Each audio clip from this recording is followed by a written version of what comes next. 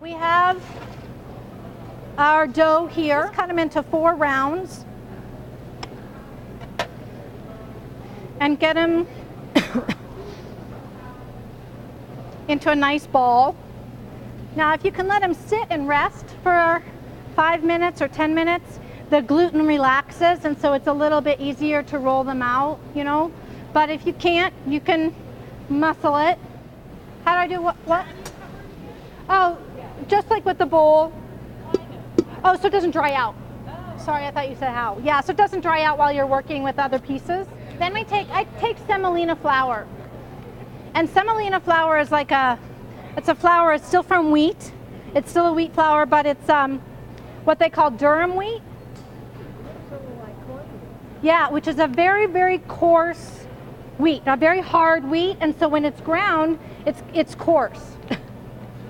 And so the reason I use that instead of flour on the bottom is because flour kind of gets gummy and it'll just get absorbed right into the dough. And we don't really want that. We just want something that'll allow us to move the dough around, right? Without sticking. Without sticking, exactly. I have a little bit of flour here that I'm just sprinkle on the top, just to start rolling the dough by the rolling pin, just to get it started. With my fingers, I just kind of make a little lip, and then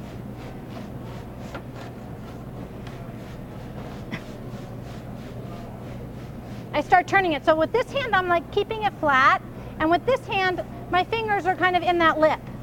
You see? And I'm not working it very, very hard. You don't want to tear it. You don't want to force it, right? You're just doing it gently, stretching it. Once you get that lip set, you know, you feel like you have a pretty good lip, and that's nice and thick. Then what you want to do is work the inside and make the inside flat. So then you take both hands and stretch it. Now if you just like cut it and rolled it into that little roll and you're just finding it really difficult, just get it this far and then put it aside and work on your other one. Now it's much easier to work because it's been rested.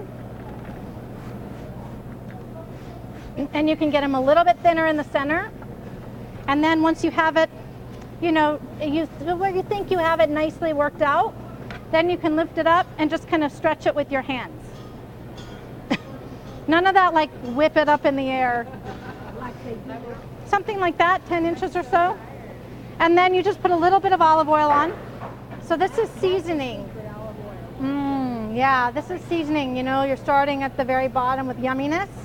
And then a little bit of salt.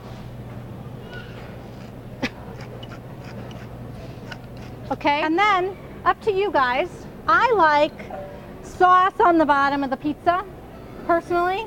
I think that makes a good base. But you could put cheese down first, or you could put, you know, whatever you like. You know, there's nice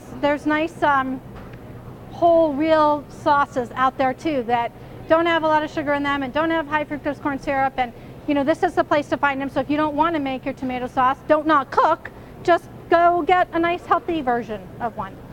Then I have 2 cheeses here. I have a mozzarella cheese and a fontina cheese. And so I'm going to do the mozzarella on the bottom, and then the meatballs, and then the peppers. Now you could do fresh chopped oregano or some herb that you're growing, you know, in your garden, some rosemary or something. You would put that on top now. And now the real cheese. So mostly fontina on the top. So do you guys know Marco's Pizzeria? He's like got the award. He's part of the crew that can, you know, is awarded like the best, like the certification for making Napolitana, authentic pizza from Naples. So it's 22nd and Larimer, and so I watched him do a demonstration. And so what he did was he got his pizza dough all ready like this, and then what he did was he stretched it, like to make it bigger. And I thought, well, that's a good way to cheat. You know, you don't have to sit rolling. You just put everything on top and then you stretch it. Yeah, but he's traveled to Italy. I mean, his pizza is fabulous. Yeah. And then what you want to do is once you get it on here, you want to cover it. Ah. That's the secret. Right there. Secret. So if I did this on my grill at home, having the lid come down would be enough. Yes, exactly. So just use your lid at home. Now make sure that, make sure that the heat's not too high. Really, it has to be fairly low because you don't want the crust to burn before everything gets a chance to heat and melt and become yummy and oozy and delicious. Okay. Now I'll take this one off. Gosh, does that look fabulous? Oh, yeah. Starving. Okay, put the lid back on for this one. And I'll finish this one up. And then we'll start to eat. We're gonna finish these pizzas with Parmesan cheese. Like it's hard, a hard Parmesan. And so you wouldn't want to use Parmesan for the whole pizza. Unless you're doing like a white pizza, you could probably do it just with olive oil and tons of Parmesan cheese. But hard cheeses are more difficult and you don't get that real stringy part, which I like. Yeah, the gooiness. So I like the soft cheeses as a base and then the harder cheeses as a grated on top, exactly. And there's so many really nice grated, nice hard cheeses out there now, like the aged Goudas and stuff. Have you had some of those?